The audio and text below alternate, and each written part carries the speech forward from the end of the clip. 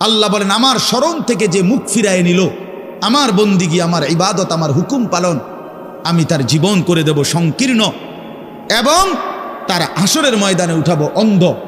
এই জীবন সংকীর্ণ করার একাধিক তাফসির, এর মধ্যে একটা তাফসির হলো এইটা যে আল্লাহ জীবন সংকীর্ণ করে দিবে মানে তার কবরের মধ্যে তার কবরটাকে একেবারে সংকীর্ণ করে দিবে।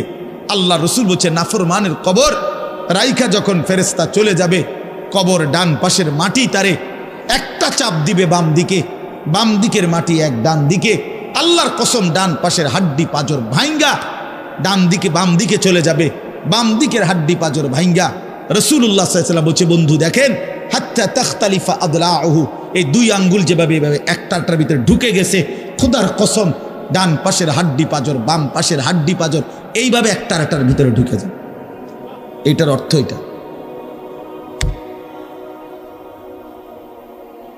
হ্যাঁ, রাসূলুল্লাহ সাল্লাল্লাহু আলাইহি সাল্লাম একদিন হযরত বারা ইবনে আযিব রাদিয়াল্লাহু তাআলা আনহু থেকে বর্ণিত, নবীজি একদিন এক সাহাবীর জানাজা পড়তে গেছেন।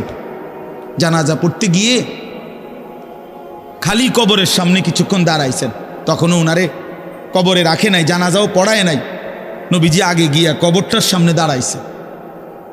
হযরত বারা ইবনে আযিব বলেন আমরা নবীজির সাথে ছিলাম, আল্লাহ নবী সাল্লাল্লাহু আলাইহি সাল্লাম কবরের খালি এই কবরে দেখা অঝরে কাঁদতে শুরু করছে। আমরা সবাই সাহাবীরা নবীজির সাথে কাঁদতে শুরু করলাম। অনেকক্ষণ কাইদা নবীজি চোখের পানি মুইছা আজীব কথা বলছে নবী। রাসূলুল্লাহ সাল্লাল্লাহু আলাইহি সাল্লাম সাহাবীদেরকে লক্ষ্য করে বলছে ইয়া ইখওয়ানি লিমিসলি হাদা ফাআইদ্দু, আমার বন্ধুরা আমার সাথীরা এই কবরে যাওয়ার জন্য তোমরাও রেডি হও। ফাআইদ্দু, তোমরাও প্রস্তুতি নাও, অচিরেই তুমি আমি সবাই এই কবরেই পৌঁছে যাইতে হবে। রাসূলুল্লাহ সাল্লাল্লাহু আলাইহি সাল্লাম বলছে প্রিয় বন্ধু আমার, জওয়ান সাথী আমার, সামান্য এই কয়েকটি দিনের জওয়ানি নষ্ট না করা, নষ্ট না করা, কোনোভাবেই নষ্ট না করা।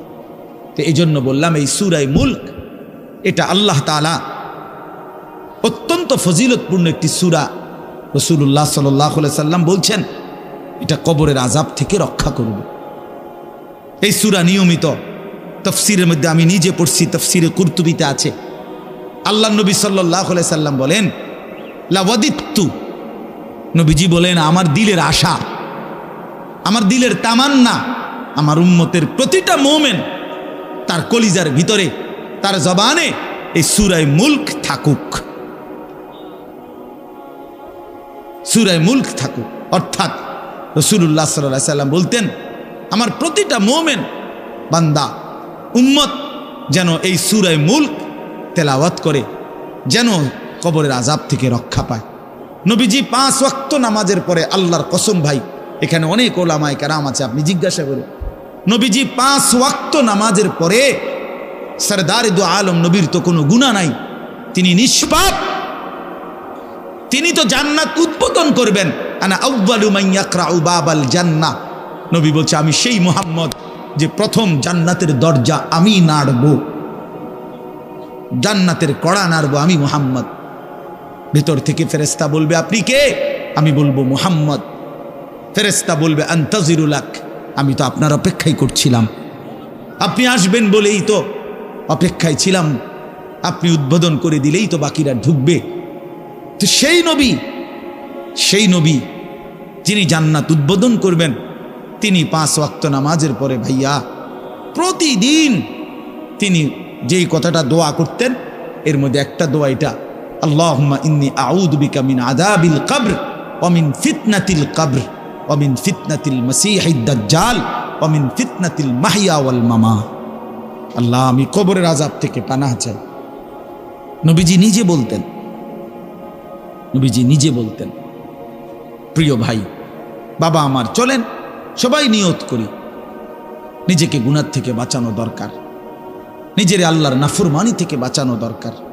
আল্লাহ তাআলা বলেন ইন্নাল্লাযীনা ইয়াখশাউনা রাব্বাহুম বিল গায়ব, আমি আল্লাহকে না দেখে, আমার কথাগুলো আখিরাত সম্পর্কিত, এগুলোকে না দেখে যারা আমি আল্লাহকে ভয় করে, আখিরাতকে ভয় করে, জাহান্নামকে ভয় করে, কবরকে ভয় করে।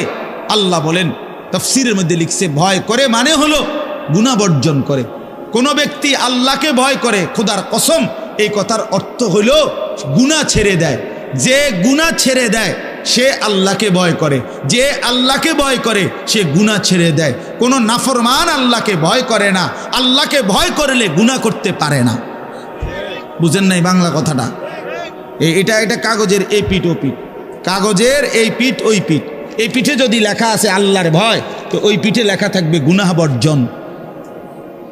যে গুনাহ ছেড়ে দেয় সে অটোমেটিকলি আল্লাহকে ভয় করে, যে আল্লাহকে ভয় করে সে গুনাহ বর্জন করে। এই জন্য তাকওয়ার অর্থ আল্লাহর ভয়, এটার প্রথম অর্থ হইল গুনাহ বর্জন। মান খাশিয়ার রহমান, আল্লাহকে ভয়, এটার প্রথম অর্থ গুনাহ বর্জন, গুনাহ বর্জন।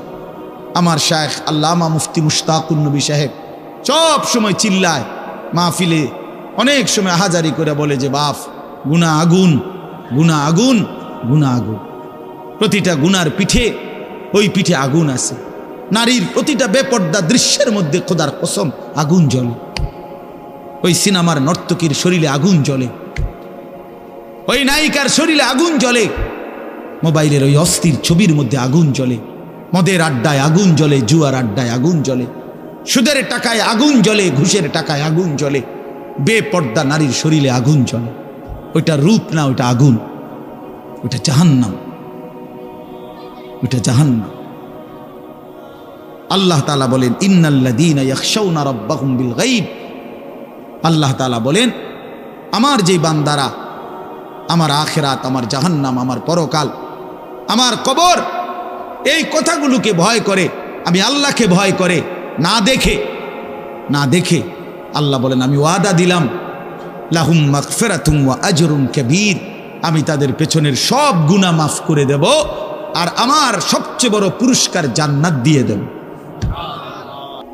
এখানে এটা এমন শব্দ না যে কিছু শব্দ তো আছে একটা শব্দের সাথে আরেকটা বলছে অর্থহীন, যেমন কলম টলম। তো এটা সবাই বুঝে যে টলমের কোনো অর্থ নাই।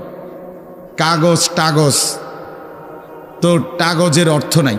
কিন্তু শিক্ষা দীক্ষা এমন না, শিক্ষা শব্দের উল্টা না, এটা এমন না যে এটা শিক্ষার উল্টা কিছু না, এটা আলাদা শব্দ।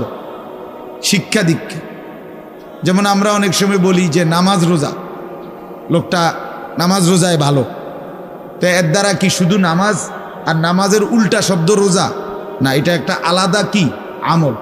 নামাজ একটা ইবাদত, তো রোজা একটা ইবাদত। তো শিক্ষা এটা একটা বিষয়, দীক্ষা এটা একটা বিষয়। শিক্ষা তো তালিম, দীক্ষা এটা তরবিয়ত, আখলাক। আখলাক অর্থাৎ শব্দ মুখস্থ করা এটা যেমন জরুরি, জিন্দিগি গঠন করা এটাও সমান জরুরি, বরং তার চাইতে বেশি জরুরি। এজন্য আমাদের ফেনীর একজন বড় বুজুর্গ আলেম আছেন, ফেনী জামিয়া রশিদিয়া মাদ্রাসার হজরত মাওলানা মুফতি শহীদুল্লাহ দামাত বারাকাতুহুমুল আলী, বাংলাদেশের অনেক বড় একজন বুজুর্গ আলেম। হজরতের মাদ্রাসা ফেনীতে, সেই মাদ্রাসা একটা মাদ্রাসায় কওমি মাদ্রাসা, সেখানে প্রায় 6 থেকে 7 হাজার ছাত্র পড়ালেখা করে, প্রায় 200-র উপরে উস্তাদ আছে, 200-250 হবে। তো এই জন্য বললাম যে হজরত সবসময় বলে যে পড়া মেধা অনুপাতে কম বেশি হইতে পারে, কিন্তু আখলাক বরাবর হইতে হবে। আখলাক, ছাত্র মেধাগত যোগ্যতার কারণে কেউ রুল নাম্বার 1, কেউ রুল নাম্বার 10, কিন্তু আদব আখলাক বরাবর বরাবর হওয়া চাই। আমরা এটা খুব খেয়াল করি না। আজকে সবাই মনে করে বাচ্চার পড়ালেখা হচ্ছে, ঠিক আছে, পড়তেছে, যাইতেছে, আসতেছে, ছেলেটা পড়তেছে, রেজাল্ট আসছে, কিন্তু আখলাক কোথায়? যে ছেলেটা কখনোই প্রস্রাব করে টয়লেট পেপার ব্যবহার করে না, দাঁড়িয়ে বসে প্রস্রাব করার ক্ষেত্রে কোনো পার্থক্য করে না, তো তার আখলাক, তার জীবন গঠন হইল কই? শব্দ না মুখস্থ হইল? শব্দ না মুখস্থ হইল? যে ছেলেটা তার মোবাইলের মধ্যে রাত দিন নাচ গান ছবি জিনা ব্যভিচারের দৃশ্য, অথবা শুধু শুধু অনর্থক মোবাইলটা টিপল। তো পড়া তো মুখস্থ করলো, কিন্তু আখলাক কই হইল? আখলাক কই হইল? 3 বছরের বাচ্চার হাতে মোবাইল দিয়ে দিছে, 2 বছরের বাচ্চার হাতে অভিভাবক মোবাইল দিয়ে দিছে। মানে খামখেয়ালির এক জিন্দিগি। এক সন্তান গঠন কিভাবে করতে হয় মুসলমান তাও জানেন, তাও জানে না। বাচ্চাকে টেলিভিশনের হাতে তুলে দিছে, টেলিভিশন দেখে দেখে শেখো। বাচ্চাতে সমবয়সীদের হাতে তুলে দিছে, যে সমবয়সী বন্ধুদের সাথে আড্ডা দিতে দিতে যা শেখো শেখো। এটা কখনোই কি না, নিয়ম না। রাসূলুল্লাহ সাল্লাল্লাহু আলাইহি ওয়াসাল্লাম বলছেন, কুল্লু মাউলুদিন ইউলাদু আলাল ফিতরা, প্রত্যেকটি মানব সন্তান আল্লাহকে মানার শতভাগ যোগ্যতা নিয়ে পৃথিবীতে ভূমিষ্ঠ হয়। কোরআন শরীফে আল্লাহ তাআলা বলছেন, ফিতরাতাল্লাহিল্লাতী ফাতারান নাসা আলাইহা, কোরআনের আয়াত। আল্লাহ তাআলা বলেন, দিন মানার পুরা যোগ্যতা দিয়েই আমি আল্লাহ মানুষকে সৃষ্টি করেছি। আল্লাহ তাআলা এমন একটি হুকুম করে নাই, এমন একটা বিষয় নিষেধ করে নাই যা পালন করার যোগ্যতা কিংবা বর্জন করার যোগ্যতা আল্লাহর বান্দার শরীরের মধ্যে নাই, এমন কোনো বিধান নেই। আমার মধ্যে রুকু করার যোগ্যতাই নাই, অথচ আমারে রুকু করতে বলছে, অথচ আমার কোমর বাঁকা হয় না, বিষয়টা এমন না। আমি সেজদাই দিতে পারি না, আমার হাঁটুও বাঁকা হয় না, কনুইও বাঁকা হয় না, কোমরও বাঁকা হয় না, অথচ আল্লাহ আমারে বললেন সেজদা দিতে। বিষয়টা কি এমন? কথা বুঝছেননি আমার কথাটা? আমারে বানাইলেন তাল গাছ, আমারে বলতেছেন সেজদা দিতে। এইটা বললে না জুলুম হইতো? এটা বললে না জুলুম হইতো? কিন্তু আল্লাহ তাআলা যতগুলো হুকুম করেছেন, যতগুলো নিষেধ করেছেন, প্রতিটা হুকুম পালন করা, প্রতিটা নিষেধ বর্জন করার 100 যোগ্যতা আল্লাহ তাআলা বান্দার শরীরের মধ্যে দিয়েছে। কোরআনুল কারীমের মধ্যে আছে, আল্লাহ তাআলা বলেন, বান্দা আমি তোমাকে বানিয়েছি নাবতালিহি, পরীক্ষা করার জন্য, আর পরীক্ষায় উত্তীর্ণ করার উপযোগী। ফাজআলনাহু সামিআম বাসীরা, আমি আল্লাহই তোমাকে শুনবার জন্য কান দিয়েছি, দেখবার জন্য চোখ দিয়েছি। তাফসীরের মধ্যে লিখছে, অর্থ হইল আমাকে মানবার পুরা যোগ্যতা সম্পূর্ণ শরীর দিয়েছি। ওযু, গোসল, নামাজ, রোজা, হালাল হারাম, পাক নাফাক সব কিছু বান্দা পালন করতে পারবে এমন যোগ্যতা দিয়ে তারে মানুষ বানাইছে। মানুষ হইবার পরে, মুসলমান হওয়ার পরে কেউ যদি বলে আল্লাহর এই হুকুম পালন করা আমার পক্ষে সম্ভব না, তাহলে এটা হইতে পারে তুমি ছাগল, মানুষ না। তুমি গরু ছাগল ছাড়া আর কিছু না, তুমি মূলত হাইওয়ান। ইনসান হইলে পারতা, তুমি যদি মানুষ হইতা তা ঠিকই পারতা, তুমি যদি মানুষ হইতা তো পারতা। মূলত তুমি নিজের মানুষ এই পরিচয় ভুলে গেছো। তো এই জন্য বাপ আল্লাহ নবী সাল্লাল্লাহু আলাইহি সাল্লাম বলেন, ফাআবাওয়াহু ইউহাব্বিদানিহি আও ইউনাসসিরানিহি আও ইউমাজ্জিসানিহি, মা বাপ সন্তানকে ইহুদি বানিয়ে দেয়, অথবা খ্রিস্টান বানিয়ে দেয়, অথবা অগ্নি পূজক বানিয়ে দেয়। সরাসরি হাদিস, বাবা মা নষ্ট করে দেয় সন্তান। রাসূলুল্লাহ সাল্লাল্লাহু আলাইহি সাল্লাম বলছে, বাবা মা 3 বছরের বাচ্চাটা ছোট্টবেলা থেকেই ঘরে টেলিভিশন দেখে, রঙিন সিনেমা দেখে, নাটক সিনেমা দেখে, তারে এটা শিখাইবার ক্ষেত্রে কে ব্যবস্থা করে দিল? তার মা বাপ। এ তো 3 বছরের বাচ্চা বাজার থেকে কিনে আনে নাই, টেলিভিশনে এত বড় এটা তো বাচ্চাটা আনে নাই, এটা তো তার অভিভাবক আনছে। এই 3 বছরের বাচ্চাটারে কার্টুন দেখার জন্য, গেমস খেলার জন্য এত বড় মোবাইলটা, এটা তো তার বাবাই দিছে, অথবা তার মা, তার দুলা ভাই, তার বড় ভাই, তার চাচা, এমন কেউ একজন তার হাতে তুলে দিছে। এজন্য আমি সবসময় বলি, যেই মা বাপ, অভিভাবক সন্তানের, অপ্রাপ্ত বয়স্ক সন্তানের হাতে এই বড় মোবাইলগুলো তুলে দেয়, এই মা বাবার চাইতে বড় জালেম আর কেউ নেই। ওরা নিজ হাতে সন্তানকে গলা টিপে হত্যা করে ফেল, ধ্বংস করে দিল, বরবাদ করে দিল, বরবাদ করে দিস। অসংখ্য অভিভাবক আমাদেরকেও তো বলে, বাচ্চা হুজুর খায় না, ঘুমায় না, বাচ্চা মোবাইল না দেখতে না দিলে খায়ও না, ঘুমায়ও না, কান্দে, শুধু কান্দে কান্দে। তার এই বদ অভ্যাস কে বানাইল? আর দ্বিতীয় কথা হইল, কান্দলে কি হয়েছে? কোনো বাচ্চা যদি কাঁদে তো কাঁদলে কি মরে যায় মানুষ? তো হেতে কান্দুক, কাঁদলে কি সে নিয়ে কাঁদতে কাঁদতে সে একসময় থেমে যাবে। 3 বারের পরে 4 বারের পরে সে বুঝে নিবে যে এটা আমারে দিবে না। কথা বোঝেন নাই? কাঁদতে কাঁদতে নলে 3 বার কাঁদলো, 4 বার কাঁদলো, 10 বার কাঁদলো, একটা পর্যায়ে সে বুঝবে যে এটা আর আমারে দিবে না, এটা আমারে দিবে না। এই জন্য বাপ আমার এটা খেয়াল করা চাই। আমি এই কথাটা শুরু করছি এই কথার থেকে যে কোরআন সুন্নাহর ইলমের জন্য আদব জন্য। এক তো আপনি শুনলেন প্রতি সপ্তাহে জুমার বয়ান হয়, ইমাম সাহেব কইতে পারবো ইমাম সাহেব কি কয়, আমনে আমনের মতো হুজুর হুজুরের মতো না। এই শুধু এতটুকুর জন্য আসা যাওয়া, আল্লাহর কথা শোনা, যে কি শুনলাম কিছুই বুঝলাম না, নিজের জন্য কিছুই গ্রহণ করলাম না, এটা ইনসাফ না। আল্লাহর কোরআন জিন্দেগি বদলাবার জন্য, আমাদের জীবনের পরিবর্তনের জন্য আসছে, পরিবর্তনের জন্য। কোরআনুল কারীমের প্রতি অক্ষর নূর, কোরআনুল কারীমের প্রতি অক্ষর হুদান হেদায়েত, কোরআনুল কারীমের প্রতি অক্ষর মাউইজা উপদেশ, কোরআনুল কারীমের প্রতি অক্ষর বুশরা সুসংবাদ, কোরআনুল কারীমের প্রতি অক্ষর বাসায়ের অন্তর্দৃষ্টি সম্পূর্ণ জ্ঞান, কোরআনুল কারীমের প্রতি অক্ষর আহসানাল হাদিস সর্বশ্রেষ্ঠ কথা, কোরআনুল কারীমের প্রতি শব্দ মুতাশাবিহান সাদৃশ্যপূর্ণ, কোরআনুল কারীমের প্রতি শব্দ মাসানি বারবার তেলাওয়াতকৃত পাঠকৃত। কোরআনুল কারীমের অসংখ্য বৈশিষ্ট্য আল্লাহ তাআলা কোরআনে উল্লেখ করেছেন। মা ফাররাতনা ফিল কিতাবে মিন শাই, আল্লাহ বলেন একটা বিষয়ের আলোচনা আমি বাদ দেই নাই কোরআনের মধ্যে। ওয়া নাযালনা আলাইকাল কিতাবা তিবয়ানান লিকুল্লি শাই, বন্ধু আমি আপনার উপরে যে কোরআন নাজিল করেছি তার সমস্ত কিছুর বিস্তারিত বর্ণনা। এজন্য বদনসিব ওই সন্তান, ওই অভিভাবক দুর্ভাগা যে মুসলমান পরিচয় দেওয়ার পরেও নিজ সন্তানকে আল্লাহর কোরআন দেখে দেখেও পড়তে জানে না। আল্লাহর কোরআন দেখে দেখে ছোট বাচ্চা হাফেজে কোরআন হইছে, এই মাত্র দেখছেন আমরা হাফেজে কোরআন হইছে। মুসলমানের সন্তান আল্লাহর কোরআন 30 পারা কলিজার মধ্যে গ্রহণ করছে। আর কি পরিমাণ দুর্ভাগা মুসলমান! আল্লাহর দেওয়া চোখ, আল্লাহর দেওয়া জিহ্বা। আল্লাহ কোরআনে বলছে আলাম নাজআল লাহু আইনাইন, বান্দা আমি কি 2টা চোখ দেই নাই? ওয়া লিসানান, আমি কি জিহ্বা দেই নাই? ওয়া শাফাতাইন, 2টা ঠোঁট কি আমি দেই নাই?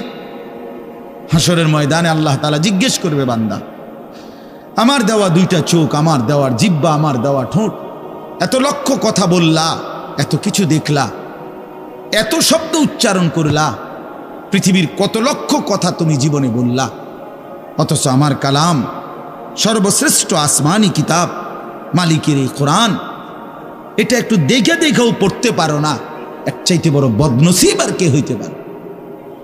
এজন্য আমি পরিষ্কার বলি সবসময়, আল্লাহর কোরআন যেই মুসলমান দেখে দেখেও শুদ্ধ পড়তে পারে না, আমার দৃষ্টিতে ওই লোকটা বোবা। আপনি বোবা, মূলত দোস্ত তুমি বোবা। বাকি কথাগুলো না বললেও চলতো, বাকি কথাগুলো না বললেও চলতো, এই পৃথিবী ভোগ করা যেত। বোবা মানুষ যারা, তারা কথা না বলতে পারলেও ভাতও খাইতে পারে, ঘুমও যাইতে পারে, পেশাব পায়খানাও করে, বিয়েও করে, বোবা মানুষের বাচ্চা কাচ্চাও হয়। এরকম দেখছেননি কখনো? না, কথা বলেন না কেন? তাহলে বোবায়ও তো পৃথিবী ভোগ করে।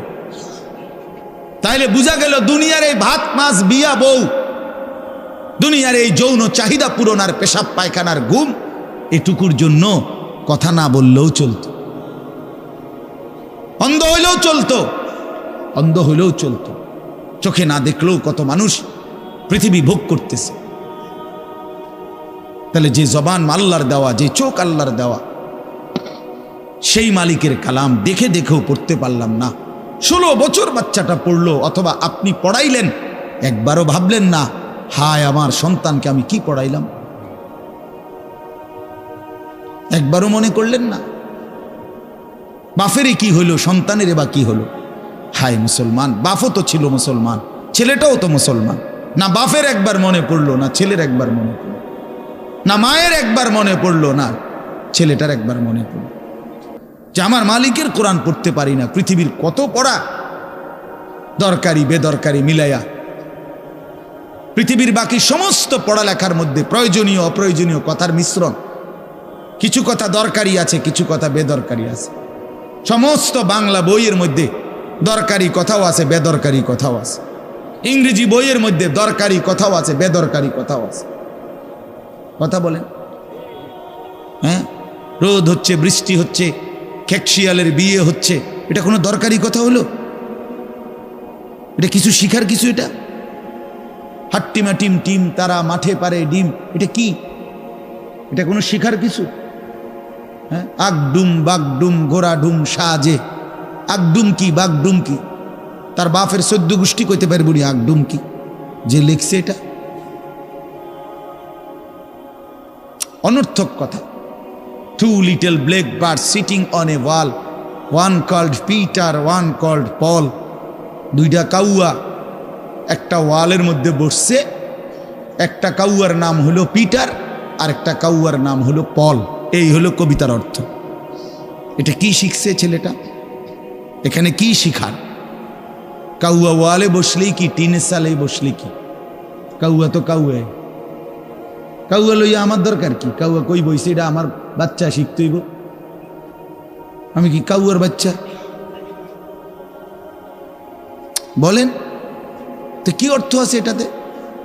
আর এই পিটার পল এটা সম্পূর্ণ কাফেরের নাম।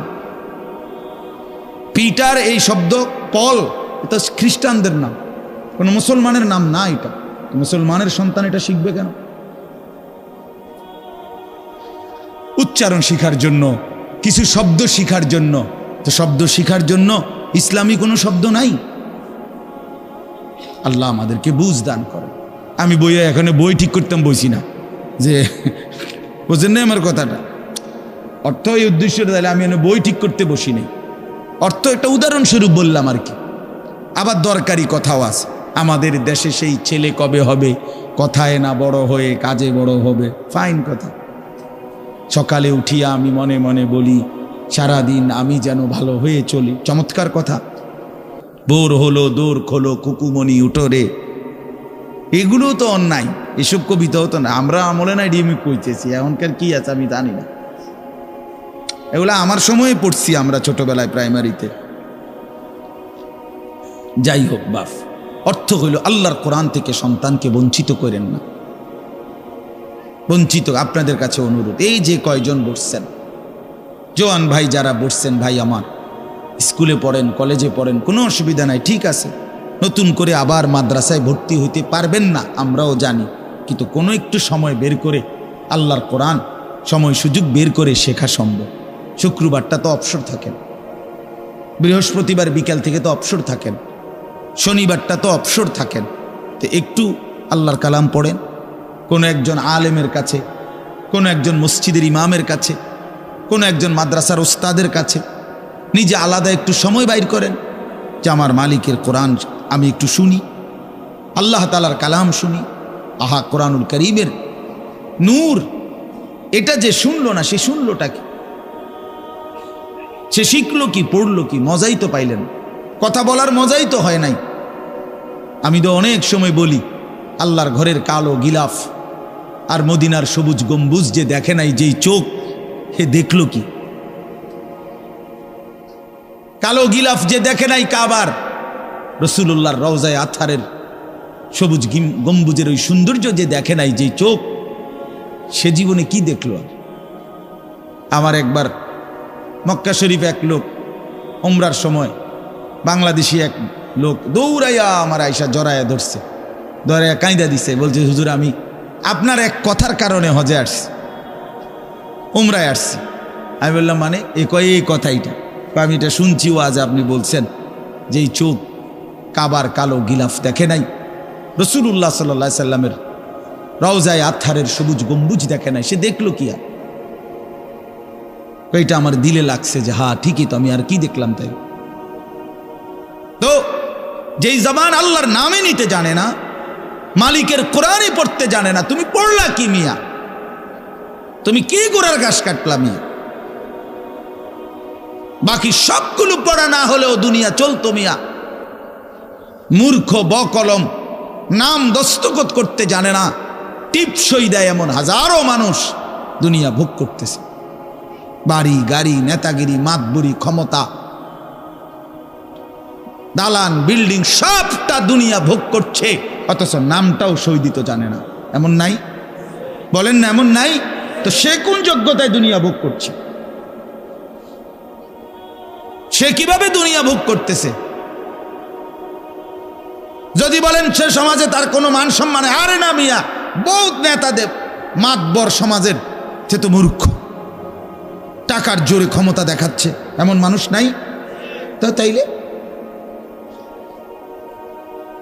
এই জন্য বাপ আবারও অনুরোধ করছি আমি, অর্থ হলো অপমান করা না, জেনারেল শিক্ষা নিষেধ করা না। আমি তো কুমিল্লা ভিক্টোরিয়া কলেজ থেকে মাস্টার্স পাস করছি, সায়েন্স বিজ্ঞান বিভাগ থেকে দাখিল পাস করছি। এর মানে এটা বাদ দিতে বলতেছি না, বাদ তো আমি দিছি না, বাদ আপনি দিছেন। কথা বুঝেন নাই? বাদ আপনি দিছেন, আল্লাহর কোরআন বাদ দিছেন, রাসূলুল্লাহ সাল্লাল্লাহু আলাইহি সাল্লামের সুন্নাহ বাদ দিছেন। এতগুলো পড়ছেন, ধন্যবাদ আপনাকে। এটা পড়লেন না কেন? এতগুলো শিখতে পারলেন, এত লক্ষ টাকা খরচ করতে পারলেন, 4 বছরের মেডিকেলের জন্য, 6 বছরের মেডিকেলের জন্য এক বাপ তার ছেলেটার জন্য, মেয়েটার জন্য কত লক্ষ টাকা খরচ করছে, তার কোনো কুল কিনারা আছে মিয়া? তো আপনি পড়ান, কোনো অসুবিধা নাই, কিন্তু আপনি আপনার বাচ্চাটাকে আল্লাহর কোরআন থেকে বঞ্চিত করলেন কেন? নামাজ থেকে বঞ্চিত করলেন কেন? 2টা সূরা পড়তে জানে না, একটা আত্তাহিয়াতু শুদ্ধ করে বলতে পারে না, একটা দোয়ায়ে কুনুত পড়তে জানে না। একজন মুসলমান বেটা, 40 বছর বয়স, লজ্জা থাকা উচিত বেটা, ওই বেটা শরম থাকা উচিত বেটা। কার জমিন খাইতেছ, কার আসমান ভোগ করছো, কার দুনিয়া ভোগ করতেছ? এত বড় মালিকের আসমান ও জমিন ভোগ করে সেই মালিকের সেজদাটাও ঠিক মতো দিতে জানে না, সেই মালিকের নামটাও পড়তে পারে না। এর চাইতে লজ্জার কি হইতে পারে বলেন বাবা? অপমান কি হইতে পারে? আল্লাহ আমাদেরকে বিবেক দান করেন, আল্লাহ আমাদেরকে বিবেক দান করেন। বিবেক থাকা চাই, বিবেক থাকা চাই। কোরআনুল কারীমের মধ্যে আছে, আল্লাহ তাআলা বলছে, একটা সাংঘাতিক কথা আছে কোরআন শরীফে, ফাবিআইয়ি হাদিসিন বা'দাহু ইউমিনুন। আমার দিল নড়ে কোরআনের এই আয়াত শুনলে, কলিজা শুদ্ধা কাইপা ওঠে।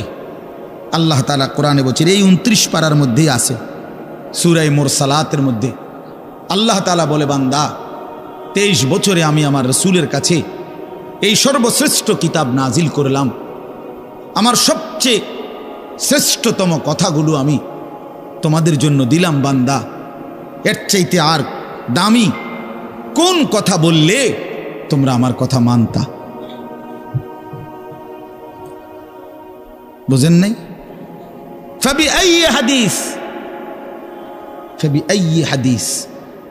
আল্লাহ বলছে, বান্দা এরপরে আর কি বললে, এর চাইতে দামি কথা আর কোনটা বললে, আর কোন কিতাব নাজিল করিলে, আর কেমনে বললে? ফাবিআইয়ি হাদিসিন বা'দাহু ইউমিনুন। আর কিভাবে বললে বান্দা ঈমান আনতা, বিশ্বাস করতা? আকিমুসসালাহ, আকিমুসসালাহ 80 বারের চাইতে বেশি বলছি আমার কোরআনে, আর কতবার বললে আমারে সেজদা দিতা? ইত্তাকুল্লাহ, ইত্তাকুল্লাহ বারবার বলেছি, আল্লাহকে ভয় করো, আর কতবার বললে বান্দা আমারে ভয় করতা? কতবার বলছি? আল্লাহ বলবেন। রাসূলুল্লাহ সাল্লাল্লাহু আলাইহি সাল্লাম বাপ আমার, বন্ধু আমার, নওজোয়ান সাথী আমার, মনে রাখবেন, বিশ্বাস করেন, রাসূলুল্লাহ সাল্লাল্লাহু আলাইহি সাল্লাম হাসরের ময়দানে অসংখ্য উম্মতকে জিজ্ঞেস করবে। এই আমল নামা যখন দেখবে, প্রত্যেকটা উম্মত তার নিজ নিজ আমল নামা, রাসূলুল্লাহ সাল্লাল্লাহু আলাইহি সাল্লাম দেখবেন। এই আমল নামা দেখে নবী জিজ্ঞেস করবে, উম্মত 23টা বছর একটানা আমি কেঁদেছি, উম্মত 23 বছর তোদের জন্য আমি কেঁদেছিলাম। এমনও রাত গেছে, সারা রাত উম্মতের জন্য আমি কেঁদেছি, সারা রাত দোয়া করছি উম্মতের জন্য। তায়েফের পাথরের আঘাতে পিঠ চালনির মতো ছিদ্র বানায় ফেলছি। পেটের কষ্টে, ক্ষুধার কষ্টে 14 দিনের চাইতে বেশি পেটে 2টা পাথর বাইদা ক্ষুধার কষ্ট হজম করছি। উহুদের দান শহীদ করা রক্তে আমি বেহুশ হয়ে আমি পড়েছিলাম। সেই নবী আমি আর কত কাঁদলে, আর কত রক্ত ঝরাইলে উম্মত তুমি আমার কথা মনে করতা, তুমি আমার কথা ভাবতা? সাল্লাল্লাহু আলাইহি ওয়াসাল্লাম যখন এটা জিজ্ঞেস করবেন তখন কি জবাব হবে বাপ? বলেন, ইনসাফের কথা বলেন। কি মনে করছেন সুপারিশ? হাসরের ময়দানের সুপারিশ মানে কি? মুখে বিড়ি, সিগারেট, চেহারায় রাসূলুল্লাহ সাল্লাল্লাহু আলাইহি ওয়াসাল্লামের সুন্নাত নাই, 50 বছর ধরে সুদের লেনদেন, কোনোদিন 5 ওয়াক্ত নামাজ আদায় করেন নাই, স্ত্রী বেপর্দা, ঘরের মধ্যে প্রতিদিন রঙিন টেলিভিশন চলতেছে, এই অবস্থায় কবরে যাইবেন। আর হাসরের ময়দানে দাঁড়াইলেই নবীজি সুপারিশ করে আপনারে বেহেশত দিয়া দিবেন। বিষয়টা মামুর বাড়ি না, বিষয়টা মামুর বাড়ি মনে করছেন আপনি। এটাকে কি মনে করলেন আপনারা? রাসূলুল্লাহ সাল্লাল্লাহু আলাইহি সাল্লাম সুপারিশ করবেন, এর কোনো নিয়ম কানুন নাই, কোনো বিধি নিষেধ নাই, আইন কানুন নাই। হাউজে কাউসারের পানি, এটা কি 10 টাকার পানির বোতল মনে করছেন? রাসূলুল্লাহ সাল্লাল্লাহু আলাইহি সাল্লাম বলেছেন, 1 ঢোক পানি পান করলে আর কোনো দিন বান্দা তৃষ্ণার্ত হবে না। এতটা আজিমুশান দামি, এমনি এমনি দিয়ে দিবেন? এটা এমনি এমনি দিয়ে দিবেন? দয়া করে ভাবতে শিখেন, নিজের ভালো বোঝেন, নিজের ভালো, নিজের ভালো। আমি যেই সূরাটা পড়ছি, এই সূরাটার নাম হলো সূরা মুলক, 29 নম্বর পারা, কোরআনুল কারীমের 67 নম্বর সূরা। এই সূরাটার নাম হচ্ছে সূরা মুলক। এই সূরার 3টি আয়াত, 12, 13, 14, এই 3টি আয়াত আমি আপনাদের সামনে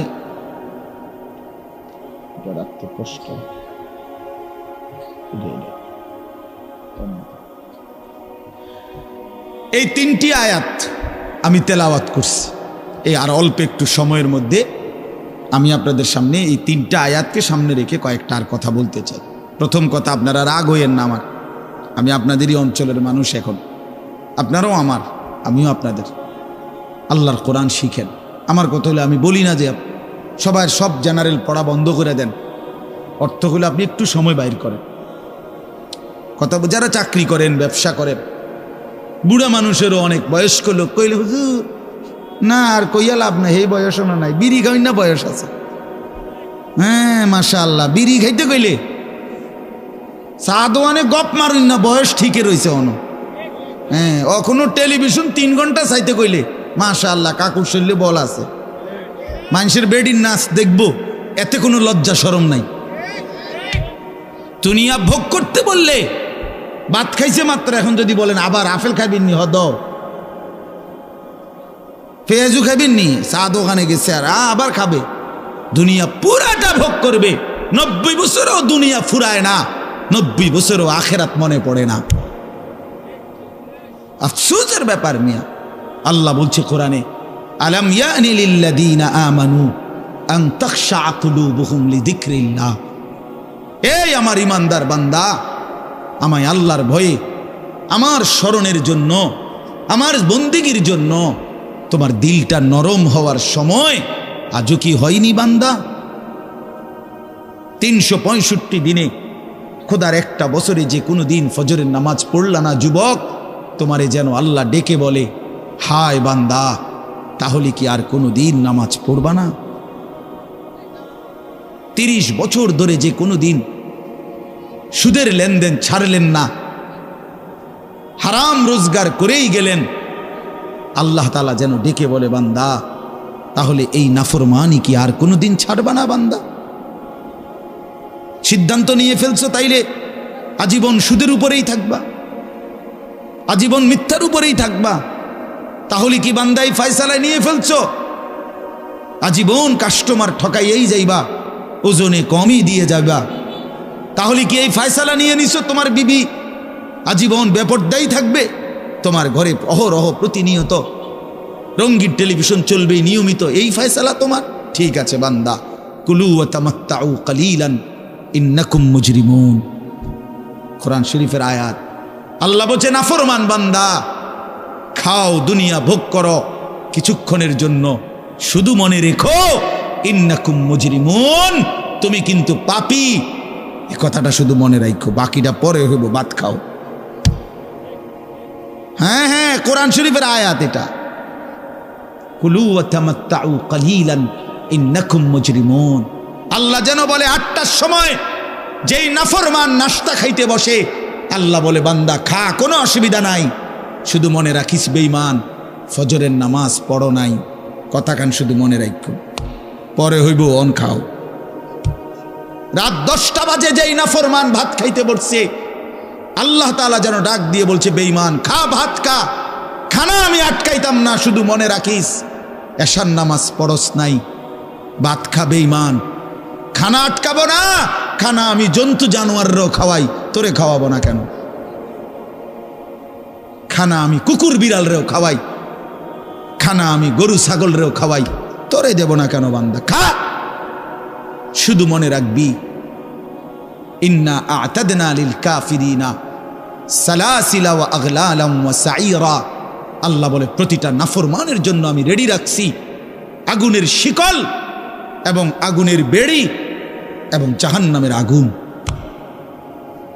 1 নাম্বার 70 জিরাআন, 70 হাত লম্বা আগুনের শিকল দিয়ে জাহান্নামীকে হাসরের ময়দানে আল্লাহর ফেরেশতা বান দিবে।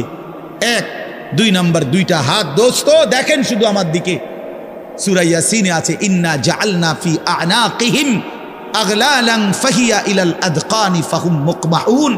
এটার অর্থ হলো এই যে হাসরের ময়দানে প্রত্যেকটা পাপী নাফরমানকে ফেরেশতা 2 হাত আলগি দিয়া এইভাবে ঘাড়ের সাথে বান দিয়া ধইরা এই 2 থুতনির নিচে 2 হাত এভাবে দিয়া এইভাবে বান দিয়া।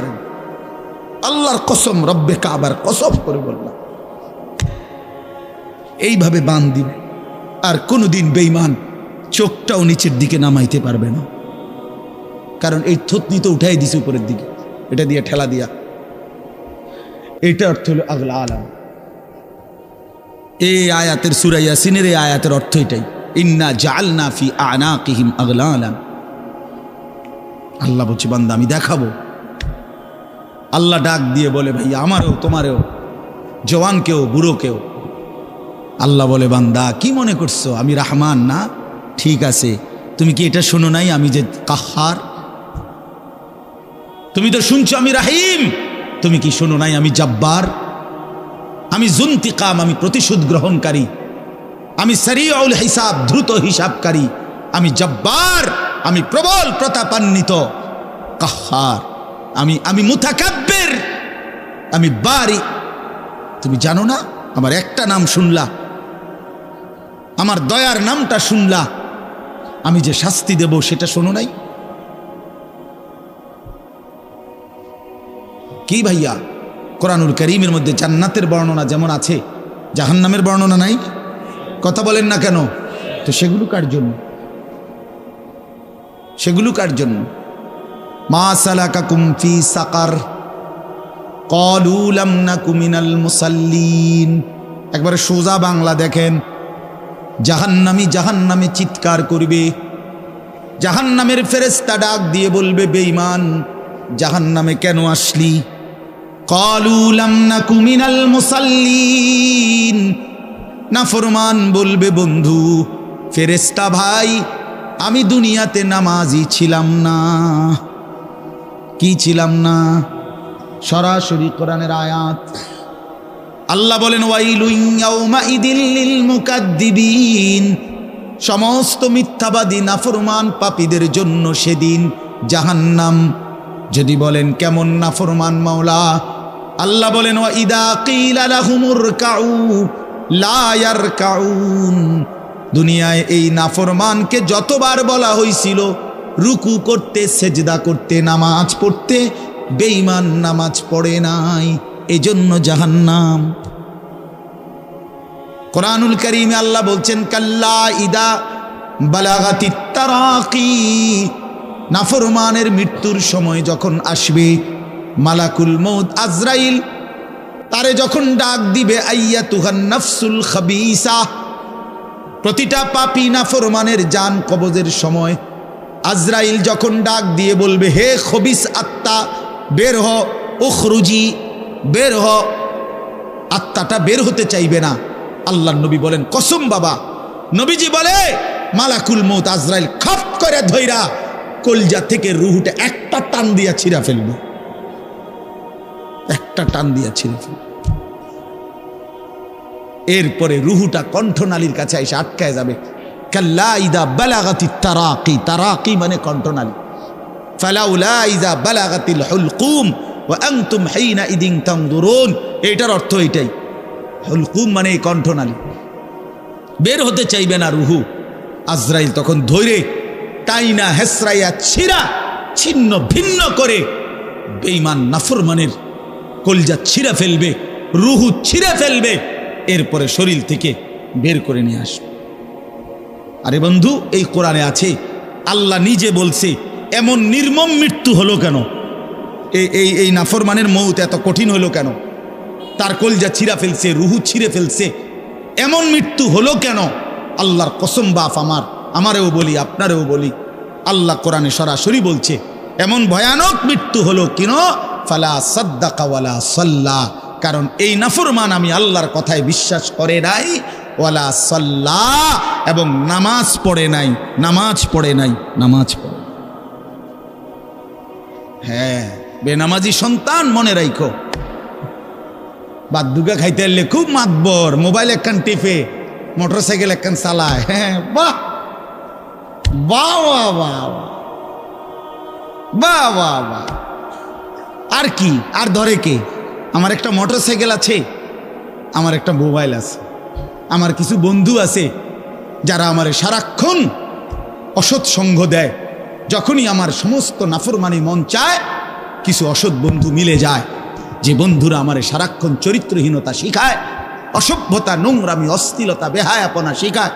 এমন কিছু বন্ধু যার মিলে গেছে, একটা মোটরসাইকেল মিলে গেছে, একটা মোবাইল মিলে গেছে, তো নারীর ছবি, আড্ডা, জিনা, ব্যভিচারের দৃশ্য, মদের আড্ডা, জুয়ার আড্ডা, নারীর আড্ডা, নারীর আলাপ, অথবা মোবাইলের অশ্লীল ছবি দেখা, এই জিন্দিগি মুসলমান?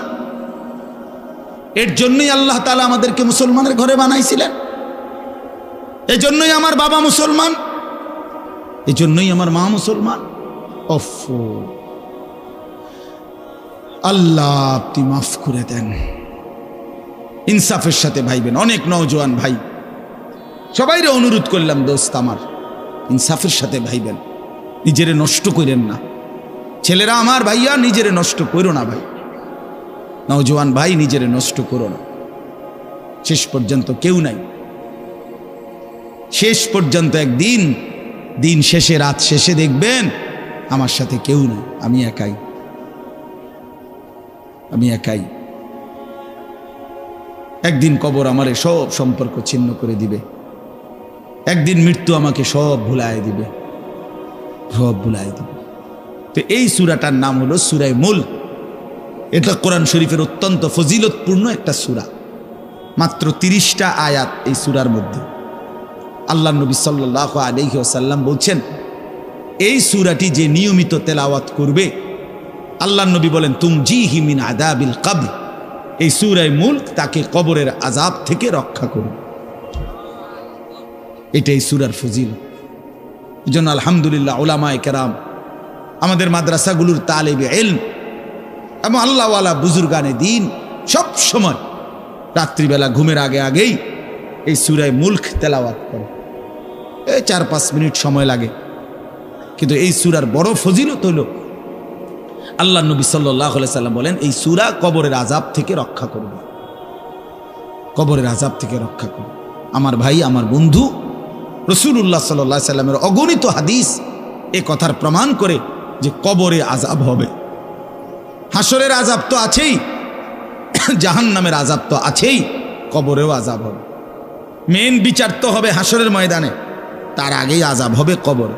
আপনারা সহজ বাংলায় বুঝবেন, আসামি যখন ধরে ফেলে, তখন মামলার হিয়ারিং তো চলে, মামলার শুনানি তো চলে, কিন্তু সে কারাগারে ঠিকই আটকায় রইছে। কারাগারের কষ্ট যন্ত্রণা সে হাজতি হিসাবে ভোগ করতে থাকে। আবার যখন মামলার রায় হয় তখন সে আবার আসামির পরে হিসাব পরে, কিন্তু কষ্ট লাঞ্ছনা এটা তো তার শুরু হয়ে যায়। যদিও এখনো বিচার শেষ হয় নাই, বিচার প্রক্রিয়া দিন 10 দিন 50 দিন 20 দিন 1 মাস পর পর মামলার ডেট পরে শুনানি হয়, কিন্তু সে তো থাকে কারাগারে, সে তো থাকে কারাগারে। তো আল্লাহ পাক রব্বুল আলামিন বলেন নাফরমান সে তো হাসরের ময়দানে বিচার হবে চূড়ান্ত, কিন্তু কবর থেকেই আযাব শুরু, কবর থেকেই আযাব শুরু। রাসূলুল্লাহ সাল্লাল্লাহু আলাইহি সাল্লাম খুব বেশি হাদিসের মধ্যে আছে, একজন বিখ্যাত সাহাবী, আপনারা সবাই ওনার নাম জানেন, ইসলামের 3য় খলিফা হযরত ওসমান রাদিয়াল্লাহু তাআলা আনহু। কিতাবের মধ্যে আছে, আমরা নিজে আত-তাযকিরা, আমার কাছে কিতাব আছে আরবি, ইমাম কুরতুবী রাহমাতুল্লাহ আলাইহির লিখিত কিতাব, ওখানে আছে হযরত ওসমান রাদিয়াল্লাহু তাআলা আনহু যখন কোনো কবরের সামনে দাঁড়াইতেন তো প্রচণ্ড কাঁদতেন, ভীষণ কাঁদতেন, হাত্তা ইয়াবুল্লা লিহিয়াতাহু, কাঁদতে কাঁদতে উনার দাড়ি ভিজে যেত। তো উনার সাথীরা জিজ্ঞেস করতেন, হযরত আপনি জাহান্নামের কথা বললেও এত কাঁদেন না, অথচ কবর দেখলে এভাবে কাঁদেন কেন?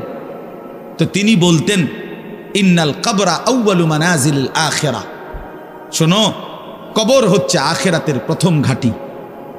ফা ইন নাজা মিনহু ফামা বাদাহু আইসারু মিনহু, যদি কোনো ব্যক্তি এই কবরের ঘাঁটিতে বাইচা যায় পরবর্তী সবগুলো ঘাঁটি তার জন্য সহজ। ওয়া ইন লাম ইয়ানজু মিনহু ফামা বাদাহু আশাদ্দু মিনহু, এই কবরে এই ঘাঁটিতে যে জিততে পারবে না, বাঁচতে পারবে না, তো পরবর্তী সবগুলো ঘাঁটি তার জন্য তার চাইতে বেশি কঠিন। এই কথার কারণে আমি ভয় পাই, কবর দেখলে আমার মনে পড়ে, হায় আমি এই কবরের আযাব থেকে বাঁচব কিনা, এই ভয়ে আমার কাঁদতে থাকি।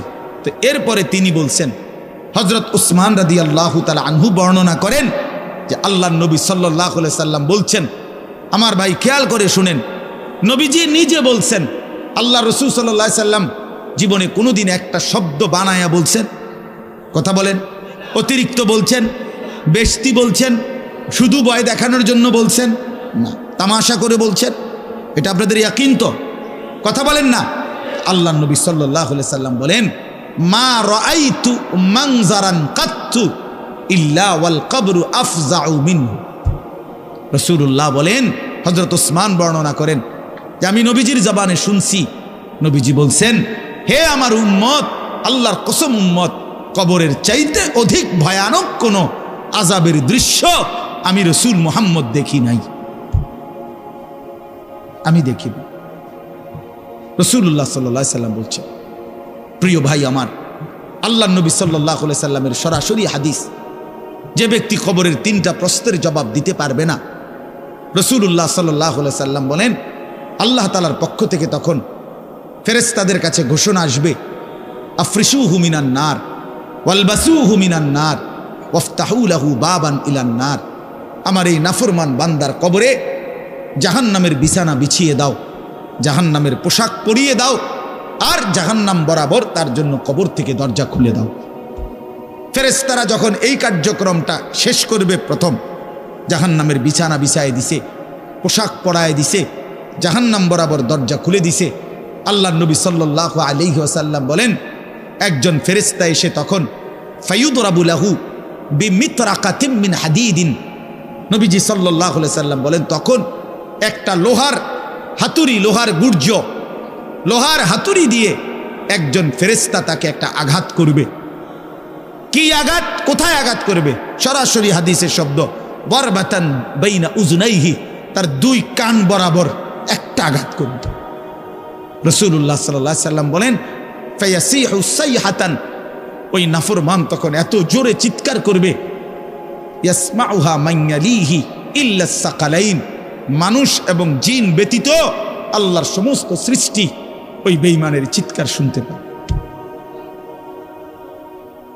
এই কবরের আযাব, ছেলেরা আমার, দোস্ত আমার, বাপ আমার, বন্ধু আমার। আপনি হাসলেও কবরে যাইতে হবে, কাঁদলেও কবরে যাইতে হবে। রাজপ্রাসাদের ওই অট্টালিকাতে যে থাকে সেও একদিন মরে যাবে, জীর্ণ কুঠিরে কুড়ে ঘরে যে থাকে সেও মরে যাবে। জীবনে যে কোনোদিন সুখ দেখে নাই দুঃখের সাগরে, তারও মৃত্যু হবে। জীবনে যে কোনোদিন দুঃখ দেখে নাই সুখের সাগরে ভাসছিল, তারও মৃত্যু হবে, সেও মরে যাবে। কবর নিশ্চিত, কবর নিশ্চিত। আমিন ওয়ারাইহিম বারযাখুন ইলা ইয়াউমি ইউবআসুন। আল্লাহ তাআলা মৃত ব্যক্তিকে বলবে, বান্দা, কোরআন শরীফের আয়াত, এখন থেকে নিয়ে ইসরাফিলের ফুঁতে হাসরের ময়দানে উঠানো পর্যন্ত বারজাখ মানে কবরের জীবনে পড়ে থাকো। ভেবে দেখেন, ভেবে দেখেন, শুধু 1 মিনিট। আমিও ভাবি, আপনিও ভাবেন। হাদিসের মধ্যে আছে, মা বাইনান নাফখাতাইন 40।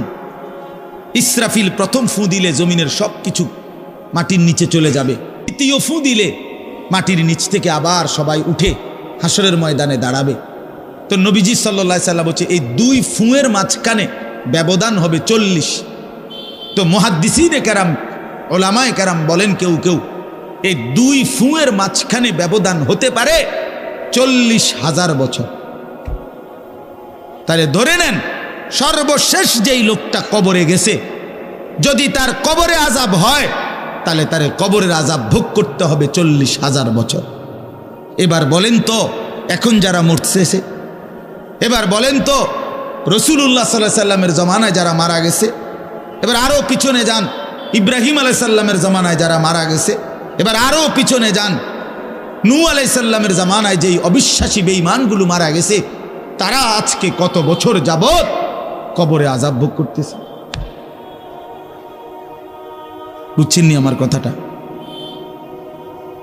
হ্যাঁ, কোরআন শরীফে আছে, ওমান আ'রাযা আন যিকরি ফাইন্না লাহু মাঈশাতান যানকা ওয়া নাহশুরুহু ইয়াওমাল কিয়ামাতি আ'মা। আল্লাহ বলেন, আমার স্মরণ থেকে যে মুখ ফিরায় নিল, আমার বন্দিগি, আমার ইবাদত, আমার হুকুম পালন, আমি তার জীবন করে দেব সংকীর্ণ, এবং তার হাসরের ময়দানে উঠাবো অন্ধ। এই জীবন সংকীর্ণ করার একাধিক তাফসির, এর মধ্যে একটা তাফসির হলো এইটা, যে আল্লাহ জীবন সংকীর্ণ করে দিবে মানে তার কবরের মধ্যে, তার কবরটাকে একেবারে সংকীর্ণ করে দিবে। আল্লাহ রসুল বলছে, নাফরমানের কবর রাইখা যখন ফেরেশতা চলে যাবে, কবর ডান পাশের মাটি তারে একটা চাপ দিবে বাম দিকে, বাম দিকের মাটি এক ডান দিকে। আল্লাহর কসম, ডান পাশের হাড্ডি পাঁজর ভাইঙ্গা ডান দিকে বাম দিকে চলে যাবে, বাম দিকের হাড্ডি পাঁজর ভাইঙ্গা। রাসূলুল্লাহ সাল্লাল্লাহু আলাইহি ওয়াসাল্লাম বলছে, বন্ধু দেখেন, হাত্তা তাখতালিফা আদলাউহু, এই 2 আঙ্গুল যেভাবে এভাবে একটাটার ভিতরে ঢুকে গেছে, খোদার কসম, ডান পাশের হাড্ডি পাঁজর, বাম পাশের হাড্ডি পাঁজর এইভাবে একটার ভিতরে ঢুকে যায়। এইটার অর্থ এটা। হ্যাঁ, রাসূলুল্লাহ সাল্লাল্লাহু আলাইহি সাল্লাম একদিন হযরত বারা ইবনে আযিব রাদিয়াল্লাহু তাআলা আনহু থেকে বর্ণিত, নবীজি একদিন এক সাহাবীর জানাজা পড়তে গেছেন। জানাজা পড়তে গিয়ে খালি কবরের সামনে কিছুক্ষণ দাঁড়াইছেন। তখনও ওনারে কবরে রাখে নাই, জানাজাও পড়ায় নাই। নবীজি আগে গিয়া কবরটার সামনে দাঁড়াইছে। হযরত বারা ইবনে আযিব বলেন, আমরা নবীজির সাথে ছিলাম। আল্লাহ নবী সাল্লাল্লাহু আলাইহি সাল্লাম কবরের খালি এই কবর দেখা অঝরে কাঁদতে শুরু করছে। আমরা সবাই সাহাবীরা নবীজির সাথে কাঁদতে শুরু করলাম। অনেকক্ষণ কাইদা নবীজি চোখের পানি মুইছা আজীব কথা বলছে নবী।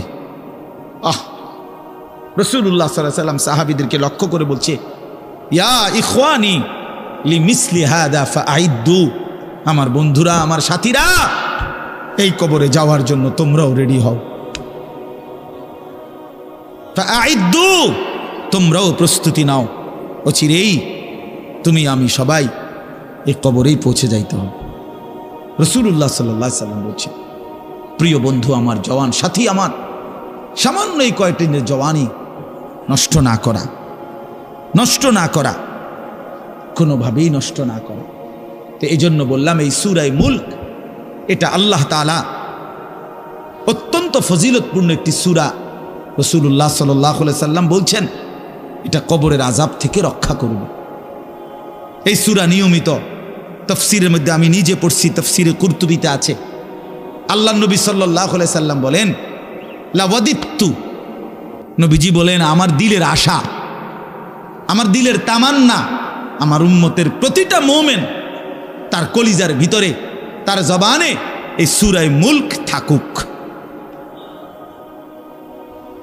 সূরা মুলক থাকুক। অর্থাৎ রাসূলুল্লাহ সাল্লাল্লাহু আলাইহি সাল্লাম বলতেন আমার প্রতিটা মুমিন বান্দা উম্মত যেন এই সূরা মুলক তেলাওয়াত করে, যেন কবরের আযাব থেকে রক্ষা পায়। নবীজি 5 ওয়াক্ত নামাজের পরে, আল্লাহর কসম ভাই, এখানে অনেক ওলামায়ে কেরাম আছে, আপনি জিজ্ঞাসা করে, নবীজি 5 ওয়াক্ত নামাজের পরে, সরদারে দু আলম নবীর তো কোনো গুনাহ নাই, তিনি নিষ্পাপ, তিনি তো জান্নাত উদ্বোধন করবেন। আনা আউয়ালু মান ইয়াকরাউ বাবাল জান্নাহ, নবী বলছে আমি সেই মুহাম্মদ যে প্রথম জান্নাতের দরজা আমি নাড়ব, জান্নাতের কড়া নাড়ব আমি মুহাম্মদ। ভিতর থেকে ফেরেশতা বলবে আপনি কে? আমি বলবো মুহাম্মদ। ফেরেশতা বলবে আনতাজিরু লাক, আমি তো আপনার অপেক্ষাই করছিলাম, আপনি আসবেন বলেই তো অপেক্ষায় ছিলাম, আপনি উদ্বোধন করে দিলেই তো বাকিরা ঢুকবে। তো সেই নবী যিনি জান্নাত উদ্বোধন করবেন, তিনি 5 ওয়াক্ত নামাজের পরে ভাইয়া প্রতিদিন তিনি যেই কথাটা দোয়া করতেন, এর মধ্যে একটা দোয়া এটা, আল্লাহুম্মা ইন্নী আউযু বিকা মিন আযাবিল কবর ওয়া মিন ফিতনাতিল কবর ওয়া মিন ফিতনাতিল মাসীহিদ দাজ্জাল ওয়া মিন ফিতনাতিল মাহইয়া ওয়াল মামাত। আল্লাহ আমি কবরের আযাব থেকে পানাহ চাই। নবীজি নিজে বলতেন। প্রিয় ভাই, বাবা আমার, চলেন সবাই নিয়ত করি, নিজেকে গুনাহ থেকে বাঁচানো দরকার, নিজের আল্লাহর নাফরমানি থেকে বাঁচানো দরকার। আল্লাহ তাআলা বলেন, ইন্নাল্লাযীনা ইয়াখশাউনা রাব্বাহুম বিল গায়ব, আমি আল্লাহকে না দেখে, আমার কথাগুলো আখিরাত সম্পর্কিত, এগুলোকে না দেখে যারা আমি আল্লাহকে ভয় করে, আখিরাতকে ভয় করে, জাহান্নামকে ভয় করে, কবরকে ভয় করে, আল্লাহ বলেন তাফসীরের মধ্যে লিখছে ভয় করে মানে হলো গুনাহ বর্জন করে। কোন ব্যক্তি আল্লাহকে ভয় করে, খোদার কসম এই কথার অর্থ হলো গুনাহ ছেড়ে দেয়। যে গুনাহ ছেড়ে দেয় সে আল্লাহকে ভয় করে, যে আল্লাহকে ভয় করে সে গুনাহ ছেড়ে দেয়। কোন নাফরমান আল্লাহকে ভয় করে না, আল্লাহকে ভয় করলে গুনাহ করতে পারে না। বুঝেন নাই বাংলা কথাটা? এটা কাগজের এই পিঠ ও পিঠ, কাগজের এই পিঠ ওই পিঠ। এই পিঠে যদি লেখা আছে আল্লাহর ভয়, তো ওই পিঠে লেখা থাকবে গুনাহ বর্জন। যে গুনাহ ছেড়ে দেয় সে অটোমেটিকলি আল্লাহকে ভয় করে, যে আল্লাহকে ভয় করে সে গুনাহ বর্জন করে। এই জন্য তাকওয়ার অর্থ আল্লাহর ভয়, এটার প্রথম অর্থ হইল গুনাহ বর্জন। মান খাশিয়ার রহমান, আল্লাহকে ভয়, এটার প্রথম অর্থ গুনাহ বর্জন, গুনাহ বর্জন। আমার শায়েখ আল্লামা মুফতি মুশতাকুন নবী সাহেব সব সময় চিল্লায় মাহফিলে, অনেক সময় আহাজারি করে বলে যে বাপ, গুনাহ আগুন, গুনাহ আগুন, গুনাহ আগুন। প্রতিটা গুনার পিঠে, ওই পিঠে আগুন আছে। নারীর প্রতিটা বেপর্দা দৃশ্যের মধ্যে খোদার কসম আগুন জ্বলে। ওই সিনেমার নর্তকীর শরীরে আগুন জ্বলে, ওই নায়িকার শরীরে আগুন জ্বলে, মোবাইলের ওই অস্থির ছবির মধ্যে আগুন জ্বলে, মদের আড্ডায় আগুন জ্বলে, জুয়ার আড্ডায় আগুন জ্বলে, সুদের টাকায় আগুন জ্বলে, ঘুষের টাকায় আগুন জ্বলে, বেপর্দা নারীর শরীরে আগুন জ্বলে। ওইটা রূপ না, ওইটা আগুন, ওইটা জাহান্নাম, ওইটা জাহান্নাম। আল্লাহ তাআলা বলেন ইন্নাল্লাযীনা ইয়াখশাউনা রাব্বাহুম বিল গায়ব, আল্লাহ তাআলা বলেন আমার যে বান্দারা আমার আখিরাত, আমার জাহান্নাম, আমার পরকাল, আমার কবর, এই কথাগুলোকে ভয় করে, আমি আল্লাহকে ভয় করে, না দেখে আল্লাহ বলেন আমি ওয়াদা দিলাম লাহুম মাগফিরাতুম ওয়া আজরুন কাবীর, আমি তাদের পেছনের সব গুনাহ মাফ করে দেব, আর আমার সবচেয়ে বড় পুরস্কার জান্নাত দিয়ে দেব। এরপরে আল্লাহ বলেন ওয়া আসিররু কাওলাকুম আবিজহারু বিহি ইন্নাহু আলিমুম বিজাতিস সুদূর। মানুষের 3টা অবস্থা কথার ক্ষেত্রে, মানুষ তার অভিব্যক্তির ক্ষেত্রে 3টা অবস্থা হয়। মানুষ কখনো জোরে কথা বলে, মানুষ কখনো আস্তে কথা বলে গোপনে, আর কখনো মানুষ অন্তরে জল্পনা কল্পনা করে, ঠিক না? এই তিনটাই অবস্থা। তো আল্লাহ তাআলা বলেন, এনে একটা ছোট্ট তাফসিরের মধ্যে আছে, মক্কার কুরাইশরা, কাফেররা নবীজির বিরুদ্ধে দিবানিশি ষড়যন্ত্র করত, বুঝছেন? তো ষড়যন্ত্র করতে বইলে মাঝে মধ্যে এই বেকুবরা বইলে কইতো, আস্তে ক, আস্তে, হেই আস্তে ক বেড়া, আসিররু, আস্তে কথা বলো, কাই লা ইয়াসমা রব্বা মুহাম্মদ, মুহাম্মদের খোদা যেন শুনতে না পায়। শুনলে কি অসুবিধা হইব? হেরাই বলতো শুনলে জিবরাইলের কাছে কইয়ে দিব, হে আবার মুহাম্মদের কাছে এসে কইব, এক্কারে ফেঁসে পড়ব। হ্যাঁ, তাফসীরের মধ্যে আছে।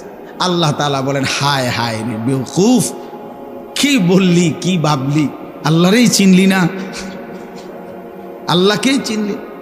হ্যাঁ, অনেক নওজোয়ান হ্যাঁ বেচারা ইয়ারফোন লাগাইলে মনে করে কেউ শোনে না, না ইয়ারফোন লাগাইলেছে আর কি, বুঝেন না? কানের মধ্যে দুইটা বল্টু লাগাইছে, খালাস, আর তো দুনিয়ার কেউ শুনে না। আরে না ফরমান, দুনিয়ার কেউ শুনে না সেটা তো কথা না, আর শাজিমের মালিক তো শুনে। ওয়া আসিররু কাওলাকুম আবি জাহারু বিহি, রব্বুল আলামিন বলেন, তোমরা যদি আস্তে কথা বলো, আবি জাহারু বিহি, যদি জোরেও কথা বলো, ইন্নাহু আলিমুম বিদাতিস সুদূর, আল্লাহ বলে শুধু এই দুইটা না বান্দা, আস্তে বলো, জোরে বলো, অথবা অন্তরের ভিতরে যা লুকায়িত করো, আমি আল্লাহ সবটাই পুরাপুরি জানি। এরপরে শেষ অসাধারণ একটা যুক্তি আল্লাহ দেখাইছে, এই শেষ কথা আমার, আলা ইয়ালামু মান খালাক, আজীব কথা। আল্লাহ বলে, আচ্ছা বান্দা, তোমার আমি একটা কথা জিজ্ঞাই, তুমি আমার কথাটার উত্তর দাও। এর কথা কি তুমি বুঝো না যে আলা ইয়ালামু মান খালাকা, যে সৃষ্টি করলো, যে বানাইলো, তিনি জানবে না, তিনি বুঝবে না, তিনি শুনবে না, এটা তুমি কেমনে ভাবলা? তুমি কও, তোমার বিবেকে কি কও? এতটি ভাত খাইয়া বুঝিয়ে কথাটা বুঝলা না, এতদিন দুনিয়ার থেকে বুঝিয়ে কথাটা বুঝলা না। আলা ইয়ালামু মান খালাক, এই তৃতীয় আয়াত। আল্লাহ বলেন, যিনি সৃষ্টি করলেন তিনি জানবে না? যে কোম্পানি এটা বানাইছে সে জানে না এখান দিয়ে কথা বলে না, এন দিয়ে কথা বলে? কথা বলেন না কেন? তো যিনি সৃষ্টি করলেন আল্লাহ, আমরা কি করছি না করছি তিনি আমাদের কথা জানবেন না? কথা বলেন না, বলেন না, শুনেন তিনি? আল্লাহ শুনেন কিনা, দেখেন কিনা, জানেন কিনা? অহুয়াল লতীফুল খবীর, আল্লাহ বলেন তিনি সূক্ষ্ম থেকে সূক্ষ্ম, বিন্দু থেকে বিন্দু সেটাও জানেন। খবীর, পুরা সৃষ্টির খবর একসাথে তিনি পূর্ণ রাখেন। এজন্য দোস্ত আমার, রাত 2টা বাজে, নওজোয়ান মনে করছে চারিদিকে কেউ জেগে নাই, সবাই ঘুমায় গেছে, এজন্য সে মোবাইলের উলঙ্গ ছবি দেখছে। আল্লাহ ডাক দিয়া বলে, আনিস আমি আছি। মালিক ডাক দিয়া বলে, আলাম ইয়ালাম বিআন্নাল্লাহা ইয়ারা, তুমি কি এই ভেবেছো তুমি জানো না বান্দা, আমি যে সারাক্ষণ তোমাকে দেখি। আল্লাহ তাআলা রাতেও দেখে, দিনেও দেখে, একাকীও দেখে, প্রকাশ্যও দেখে, অন্ধকারেও দেখে, আলোতেও দেখে। 7 আসমানের উপরে কোনো ফেরেশতা হাঁটলেও মালিক দেখে, 7 তবক জমিনের নিচে কোনো পিঁপড়া হাঁটলেও মালিক দেখে। আটলান্টিক মহাসাগরের যে প্রাণী গভীর তলদেশে, আল্লাহ তাকেও দেখে। হিমালয়ের সুউচ্চ চূড়ায় যে প্রাণী, আল্লাহ তাকেও দেখে। ওয়ায়ালামু মা ফিল বাররি ওয়াল বাহর, জলে স্থলে যা আছে আল্লাহ বলেন সব তিনি জানেন। ওয়ামা তাসকুতু মিন ওয়ারাকাতিন ইল্লা ইয়ালামুহা, একটা গাছের পাতাও যদি পড়ে আল্লাহ বলেন আমি তাও জানি। ওয়ালা হাব্বাতিন ফি যুলুমাতিল আরদ, মাটির তলদেশে যেই চারা দানা বীজ তোমরা রোপণ করছো, বপন করছো, আল্লাহ বলে কোন দানা কোন চারা আমি তাও জানি। ওয়ালা রতবিন ওয়ালা ইয়াবিসিন, শুকনায় কি আছে ভিজাতে কি আছে আমি সব জানি। ইল্লা ফি কিতাবিম মুবিন, ওহ মালিক বলে শুধু জানি না রে বান্দা, বরং আমি সব কিছু আমার তাকদীরে লৌহে মাহফুজের মধ্যে স্পষ্ট করে লিখে রেখেছি। অতএব বাপ আমার, বন্ধু আমার, দয়া করে মেহেরবানি করে এই মাহফিলগুলো আসলে আপনাদের কাছে কোনো 23 বছরের পুরা ইসলাম বুঝানো, একদিনে 1 ঘন্টা, এটা না। অর্থ হলো বিবেকটা জাগানো, অনুভূতিটা একটু জাগানো, ঠিক না? একটু যেন মানসিকতাটা বাড়ে, একটু মানসিকতাটা যেন পারে। দুনিয়া ভুলেন, আখেরাত ফিকির করে, আখেরাতের ফিকির করে, আখেরাতের ফিকির করে। যুবক ভাই নিজের ক্ষতি করেন না, নওজোয়ান ভাই নিজের ক্ষতি করেন। আল্লাহর ওয়াস্তে ভাইয়া, চরিত্রহীনতার এই জিন্দেগি সুখ দেয় না। কোনো পাপী সুখে নাই, কোনো হারামখোর, কোনো মদখোর, কোনো গাঁজাখোর, ফুট্টাখোর, বাবাখোর, ডাইলখোর, ইয়াবাখোর, একটা নাফরমান সুখে নাই, সুখে নাই। কোনো বেপরদা নারী সুখে নাই। আমি চ্যালেঞ্জ করলাম, কোন হারামখোর, সুদখোর, গাঁজাখোর একটাও সুখে নাই, একটাও সুখে নাই, একটাও সুখে নাই। কোন নাফরমান সুখে থাকে না বন্ধু। সেজদাতে সুখ আছে, আল্লাহকে ডাকলে সুখ আছে, আল্লাহকে ডাকলে সুখ আছে, মালিকের সেজদায় সুখ আছে। এজন্য চলেন ইনশাআল্লাহ, নিয়ত করি আল্লাহকে ডাকবো ইনশাআল্লাহ। হারাম ছেড়ে দেই, আল্লাহর নাফরমানি ছেড়ে দেই। আল্লাহ আমাদের সবাইকে কবুল করে নেন। আমার ভাই, আপনাদের কাছে আমার একটা ছোট্ট অনুরোধ। আজকে আমাদের যেই মেহমান এসেছেন, আলহামদুলিল্লাহ, আমার অনেক অনেক মহব্বতের মানুষ, হজরত মাওলানা হারিসউদ্দিন সাহেব দামাত বারাকাতুহুমুল আলিয়া, অনেক সুন্দর বয়ান করে। আমি তো কতক্ষণ দমকাইয়া এক কিনার করে লাইছি, আপনি মনে হচ্ছে একটা কাজ্জা লাগছে, বুঝছেন না? একটা ঝগড়া লাগছে যে এরুম হয়েছে। তো এইটা তো কোনো ওয়াজ না, এটি কোনো ওয়াজের জাতও না, কিন্তু ওয়াজ শুনবেন এখন ইনশাআল্লাহ। আপনাদের কাছে অনুরোধ, হজরত মাওলানা হারিসউদ্দিন দামাত বারাকাতুহুম, তিনি আমাদেরও শ্রদ্ধেয়, আমাদের বয়স্ক, আমাদের চাইতো প্রবীণ আলেমে দিন। আজকে বহুদিন যাবৎ আল্লাহর কথা চারদিকে বলে বেড়াচ্ছেন। আলহামদুলিল্লাহ, মাওলানা সাহেব হজরত এখানে এসেছেন।